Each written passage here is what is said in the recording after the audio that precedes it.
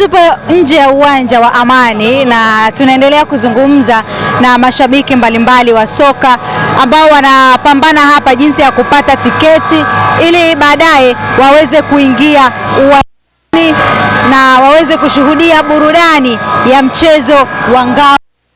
Niko na mwana Simba, kimtazama tunaona kama vile amevaa jezi ya Simba bwana. Vipi? Safi. Bwana uko vizuri? Nipo vizuri. Unakujaje? Mambo yako good.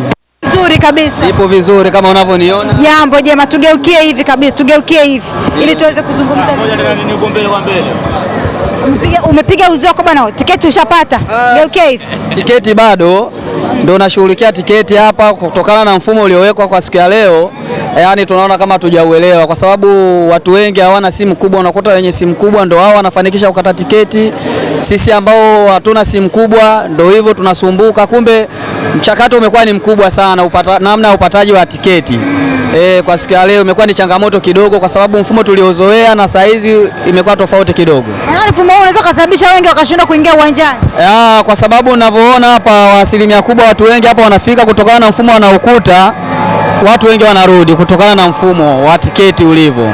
Kwa sababu watu wengi wanakuwa na kadi, wanajua kwamba ni kutoa kadi mtu unapata zako tiketi. Sasa kutokana na mfumo uliowekwa leo ndio kama hivyo unavyoona watu wengi wanafika hapa wanapopewa maelekezo unakuta mzunguko unakuwa ni mkubwa, kumbe mtu anaamua kuondoka zake tu.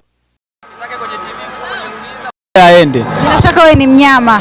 Mimi ni mnyama kama unavyoniona. Lakini umevaa jezi fake bwana. Hii ni jezi fake kweli ya msimu uliopita kutokana na mahitaji yangu mimi, uwezo wangu ndio kama hivyo unavyoniona, ila msimu huu nitajitahidi tachukua jezi OG. Ununue jezi OG. Ndio. Wewe unazuia mafanikio ya kumpata X Factor? Hapana, mimi sijazuia kwa sababu kwanza nipo kipaumbele na naliunga hilo swala. Naliunga mkono na nazidi kuwaombea mashabiki waendelee kulitimiza hilo jambo.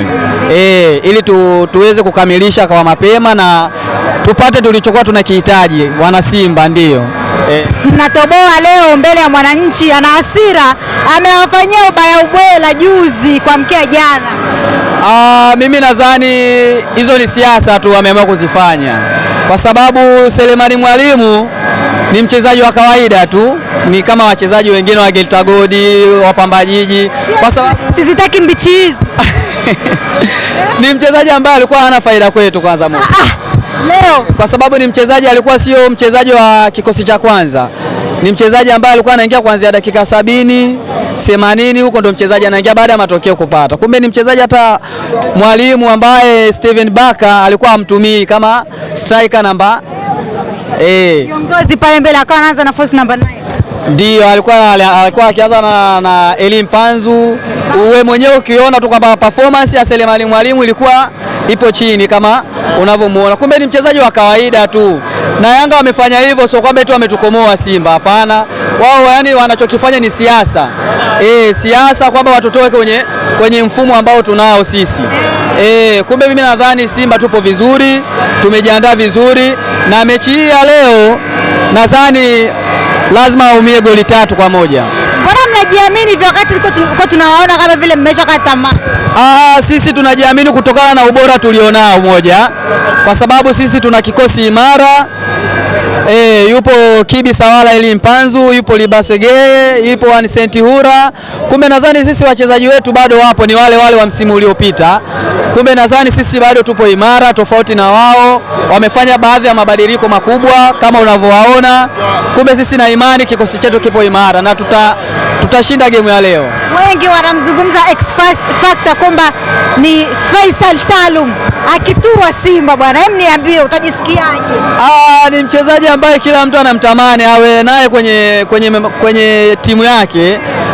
Ni mchezaji ambaye ni mzuri, anajua boli na itakuwa ni jambo nzuri sana kwa sababu ni mchezaji ambaye tulikuwa tunamhitaji sana kama wana Simba, na itapendeza kama siku ya leo itakuwa ni surprise kwa wana Simba, itakuwa ni vizuri, tutaenjoy.